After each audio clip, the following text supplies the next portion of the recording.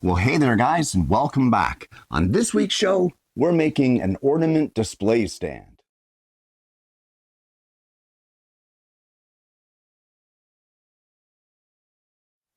Well, every once in a while, you get that special ornament that you don't want to get lost on the tree, or you don't want it displayed on the tree. You want it to be displayed on its own because it either has sentimental value or it's special. In this case, it's because my wife spent many, many hours to make it. As some of you already know, my wife does glass beading, where she sews and stitches all kinds of glass beads together to make all different things, roses, flowers, you name it. She makes it with these glass beads, and she has made a Christmas ornament and has asked me to make a stand for it. And that's what we're going to do on today's show. So let's head over to the bench and have a look at this ornament.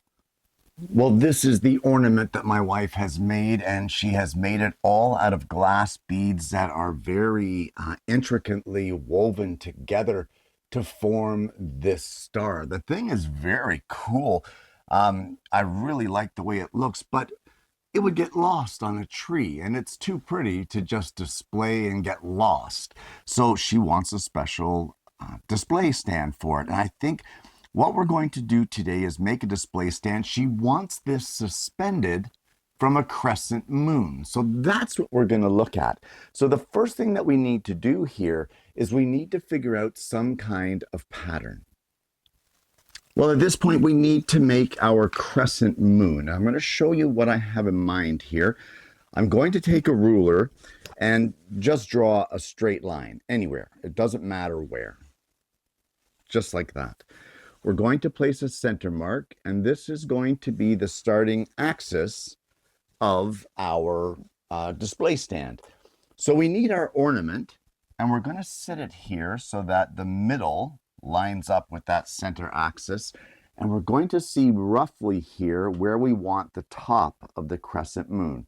And I'm going to say right about here, about 3/4, roughly 3/4 of an inch from the top of our star. So we can now put our ornament aside, and what I'm going to do is I'm going to take a compass. We will place our pivot onto the mark of the center and our pencil at the mark that we place there for our top section, and we will just draw a circle. Just like that. Now, what I want to do is from this center point, we're going to come over 1 inch. This will now be our new center point, and we want to decide how big we want this arch to be, or this edge of our crescent moon on this side. So I think I'm going to try 1.5 inches and just see how we make out. We'll go on to our new center point here. We'll readjust our compass to that new point that we made out here, 1.5 inches out from our original circle. And we will draw our new circle. And when our lines meet right here, we can stop because we can see we've got our crescent here. And we'll write there, and there we go. And now, forgetting about this line over here, there we go. And we end up with our crescent moon.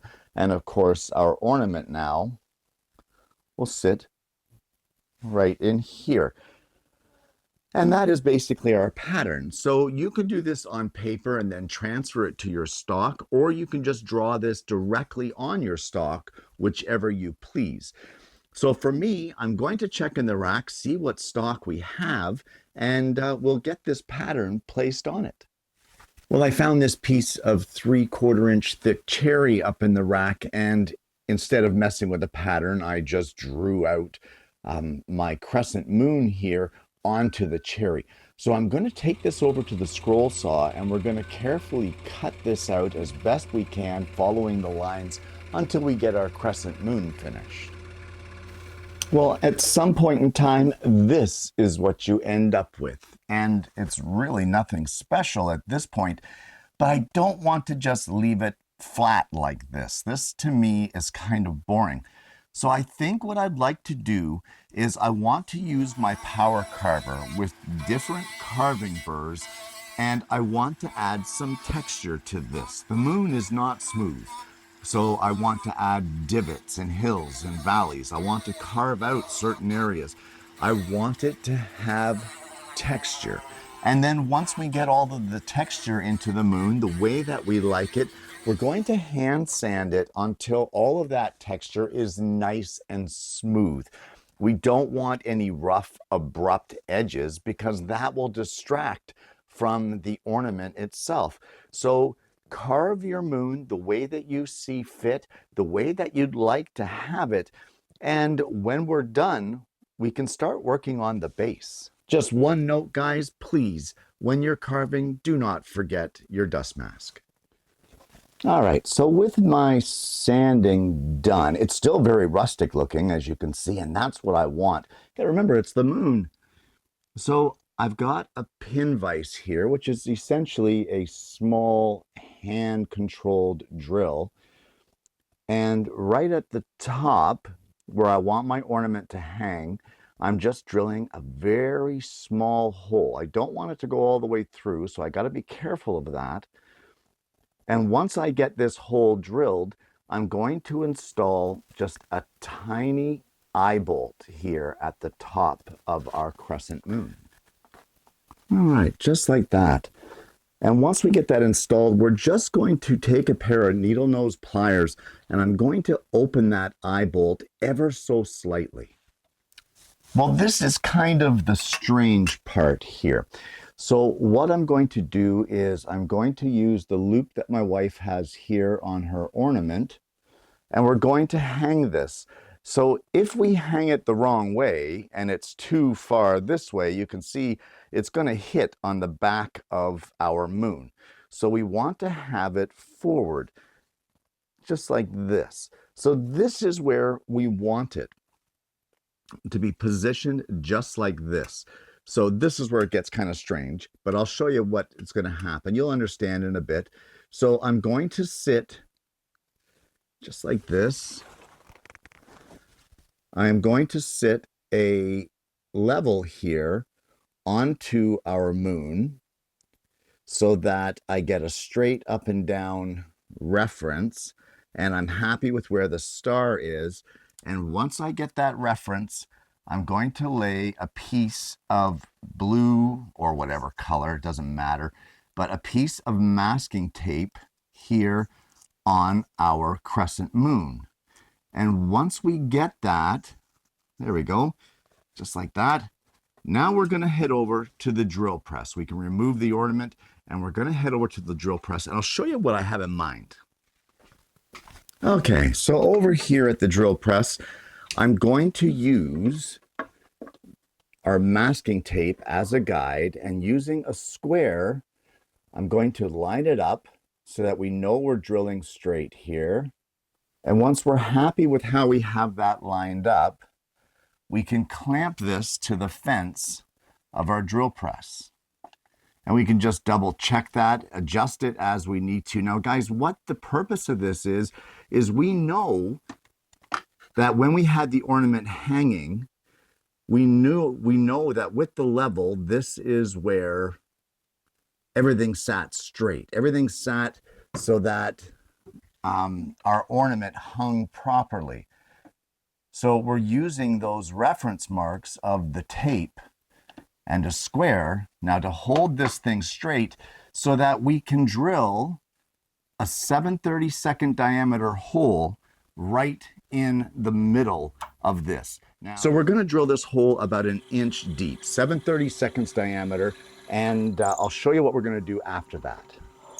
Okay, so what I have here is a plastic drinking straw. And whenever I'm pouring resin here in the shop and I have a little bit of extra, I take a plastic drinking straw and I fill it up and let it cure. And then I just leave it in the drawer And later on, when I'm working on a project, what you end up with is a clear rod. Guys, look how cool that is. Okay, so I've got this clear rod, and you'll never guess what the dimension of it is. Of course, it's 7/32 of an inch. So I'm just peeling away the plastic straw here to get access to however much I need. I'm not sure how much I need, but this plastic rod will now sit up or get glued inside here and then glued down into our base. And this is what will support our moon. And because we use that level to make sure that that hole was drilled at the right angle, it's going to allow our ornament to sit properly in the base. So I'm going to peel off some more of this plastic straw. And once we get that done, then we actually need to make the base. So for this base, we're going to draw it in this center circle section that we've already cut out from our moon. And guys, it doesn't have to be anything special. We're not even going to make it a regular shape. We're just going to make it as irregular as we can here. There we go. That's what I want, just like that. It doesn't have to be anything spectacular because in reality, we're going to carve it in the same way that we carve the surface of the moon over here. So I'm going to scroll this out. I'm going to get it carved. But before we do, somewhere here in the middle, we have our pattern drawn out. We're going to draw somewhat of a center line. There we go. Something like that. And then we want to sit our moon so that it's kind of centered here, because you've got to remember, we're going to have some kind of balance point here. So where is our 7/32 diameter hole? And that would be right here. So I think we're going to need to drill this hole right about here. So somewhere centered on this design, right about there, we're going to drill a 7/32 diameter hole, but not through. We're going to drill it probably about 5/8 of an inch deep. And then we'll get the rest of the cutting and the shaping done, and I'll show you what it looks like when we're done that. And with the base carved, you just want to cut your clear rod so that it is just tall enough to suspend your moon above the surface of your base. You don't want it too high floating up there, but right there. So it's about 3/4 of an inch above the base, just like that. And where we drew the line with our level to figure out where this star needs to sit, if we just hook this on here and hang it, you can see there that it hangs properly. So there you go. A little ornament hanger. And all it needs now is a coating of, say, Danish oil. I don't want to put a shiny finish on it because I don't want it to distract from the ornament. But I'll put a finish on it and show you what it looks like done. And there you have it. An ornament stand. Guys, this is a project that is able to be modified to any ornament you please. This one was custom made for this specific star, but at the beginning steps, when I held that star centered on the pivot point of the compass, all you have to do is adjust the measurements as far as how far that crescent moon extends out past that center point, and you could have this for any size ornament you want. If you have a little glass ball ornament, you could shrink this right down and have a miniature one. If you have a set of a dozen of those antique style bulb ornaments, you can make a dozen of these things and line them up across, say, a mantle for Christmas and display them. This is a very versatile project. Now, I really like a couple things about this. I don't want to toot my own horn, but I really like the fact that I didn't just leave it flat. I like the fact that I carved it with my power carver. Now, if you don't have a power carver, don't sweat it. You could use a Dremel tool, you could use sandpaper, you can use sanding drums, you could use an oscillating drum sander, you could use a random orbital sander. You could just get chisels and cut the living tar out of it, and just to make it ragged and jagged, whatever you want. The other thing that I like about this is the fact that I didn't go through a lot of trouble to get those burr marks out from the power carver. I didn't want this to be the perfection showpiece because it's the moon. It's not supposed to be. So I really like the fact that some of those carved lines still show, and I love the fact that the finish, being Danish oil in this case, really soaked into those and darkened them and made them show and gave the whole project extra texture. I like that about it. The other thing I really like about this, and you know what? Kudos to me, is that clear rod. I love the way that the moon floats above the surface of the base. It gives it an extra little air of, what's the word? Like, originality. That's what it gives it. Imagination, creativity. It just looks better. I think that a dowel sticking up there would just look odd. I think it really would. But unless you're really searching, that clear rod made with some resin in a plastic drinking straw kind of blends into the background of things and gives the impression that that moon is floating, holding your ornament. And I really love that about this. Now, the only thing that's really left to do with this is I want to put a couple rubber feet on the bottom to keep it from shifting or moving. But I can't really do that until the Danish oil dries, and that's going to take a while. For me, I like to leave Danish oil for at least a week to give it time to fully cure, fully soak in, and then we're done. I may, at a later point in time, put some satin finish varathane or varnish on this. But for now, I'm going to leave it with just the Danish oil. And if my wife wants to bring that sheen up just a little bit, then I'll probably hit it with the HVLP sprayer the next time I'm doing a batch of finishes on projects, and I'll give it a nice satin finish. You don't want anything really too glossy because you don't want to take away from the ornament. And this ornament is gorgeous. I know how many hours it took her and how proud she was when she finished it. I would hate for the stand for it to take away from all the work and all the pride that she put into this. So I don't want to go too shiny. Either way, guys, if you have yourself an ornament that you just love and, it's getting worn, you don't really want to put it on the tree anymore because, you know what, you're afraid it might get broken one year, or maybe it's just seen its day and it's, it doesn't hang so nicely on there anymore. Maybe this might be the solution for you, that you can still display your favorite ornament and still be able to enjoy it without fear of having it broken. And then I throw it off the screen. Guys, I want to thank you so much for tuning in this week. If you haven't already, or if you found anything of this show that has been helpful at all, why not like and subscribe to the channel? We've got an amazing audience base here, and I'm hoping that you're going to consider becoming a part of it.